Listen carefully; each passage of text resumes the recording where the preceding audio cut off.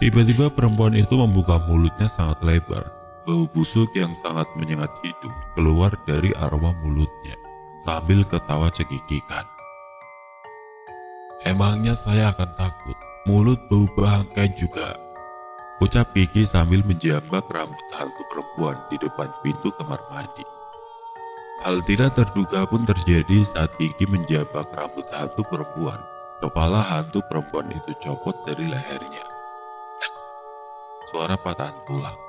Kini kepala perempuan itu terpisah dari tubuhnya. "Ampun, ampun, mau apakan saya?" ucap hantu kepala perempuan yang kini dipegang tangan kanan Kiki. "Kamu berhadapan sama orang yang salah," ucap Kiki sambil melempar hantu kepala perempuan yang copot dari tubuhnya ke dalam kamar mandi.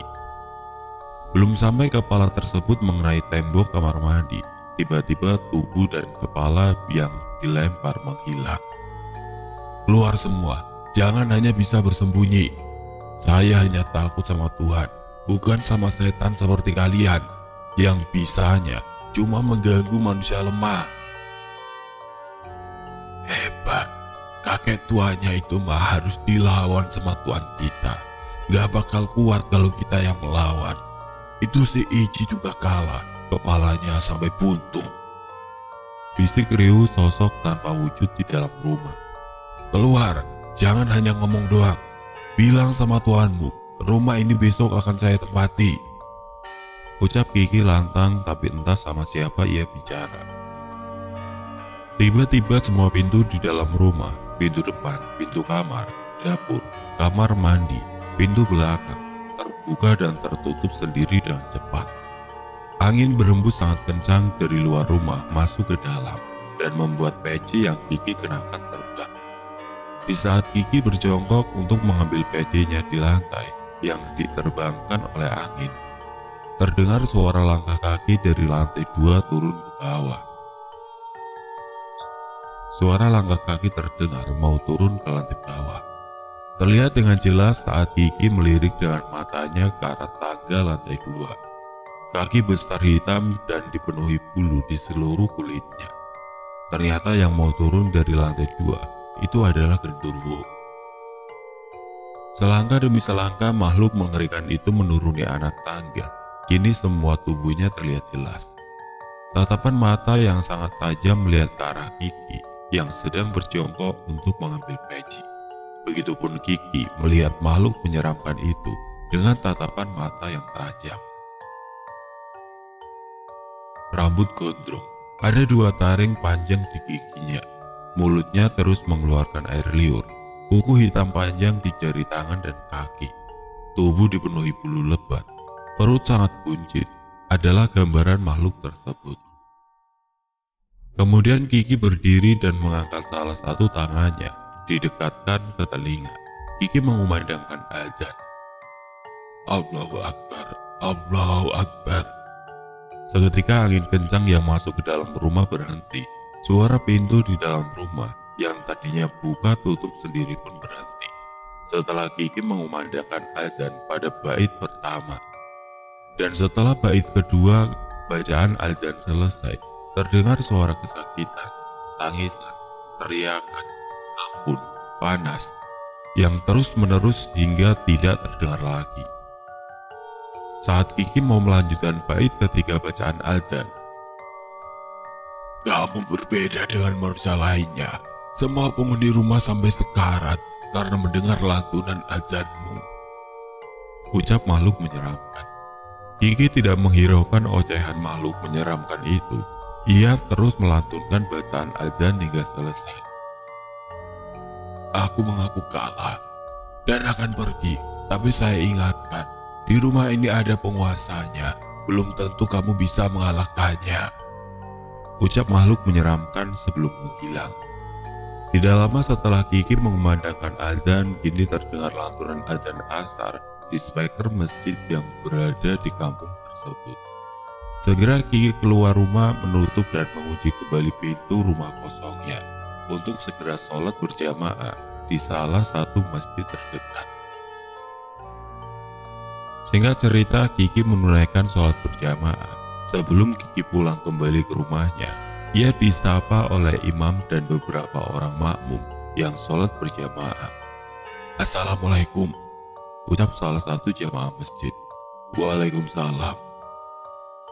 Mohon maaf sebelumnya, sepertinya Abah bukan warga kampung sini ya, ucapan sopan dari salah satu makmum. Betul sekali Pak, saya bukan warga kampung sini. Tadi saya habis melihat-lihat rumahnya Pak Iman. Abah mau menempati rumah itu bukan? Bukannya saya mau menakuti, tapi lebih baik jangan Bah, ucap salah satu makmum. Betul Bah, rumah itu bak sarang hantu.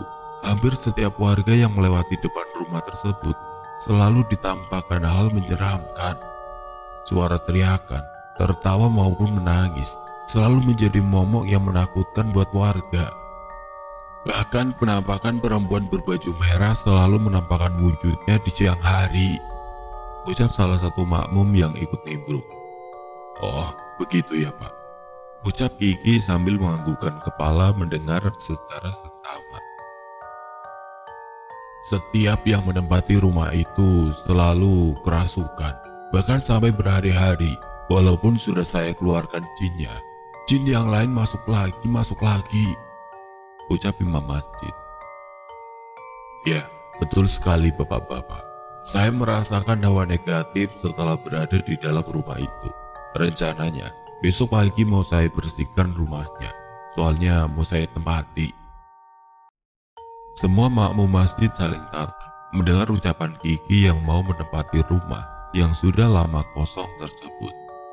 Yang benar Pak, Abah mau menempati rumahnya, tapi di rumah itu, ucap makmum lagi. Insya Allah, tidak akan terjadi apa-apa. Hantu perempuan yang selalu ganggu warga kampung ini pun tidak akan menampakkan wujudnya lagi. Tadi ketemu bukan sama hantu perempuan berbaju merah itu? Tanya makmum lagi. Iya Pak, atas izin Tuhan, kepalanya saya putuskan. Kiki pulang lagi ke rumahnya dan meninggalkan masjid maupun rumah kosong yang keesokan harinya mau dibersihkan. Singkat cerita, pagi pun tiba. Saat itu Kiki hanya menyiram dan memberi makan ternaknya, tidak pergi ke ladang, melainkan pergi ke rumahnya Dede. Dede adalah anak keempat kakekku. Kebetulan saat itu Dede sedang berada di rumahnya. Assalamualaikum, ucap Kiki di depan warungnya Dede. Waalaikumsalam, ucap Dede langsung bergegas keluar warung setelah tahu bahwa tamu yang datang adalah ayahnya. Pak, tumben pagi hari main kesini, ujar Dede setelah mencium tangan ayahnya. Sengaja Bapak datang pagi, takut kamu keburu belanja ke pasar, jawab Kiki, karena tahu kalau siang hari anaknya pasti pergi ke pasar buat belanja keperluan warung. Emang ada apa Pak? Tanya Dede setelah berada di ruang tamu dan menyajikan kopi hitam kesukaan bapaknya. Bapak disuruh mengisi rumahnya Pak Iman. Kemarin Bapak sudah cek rumahnya. Bapak kesini buat minta bantuan kamu untuk membersihkan rumahnya karena kotor dan berantakan sekali rumahnya. Ya sudah, saya tutup warung dulu. Bapak udah makan belum?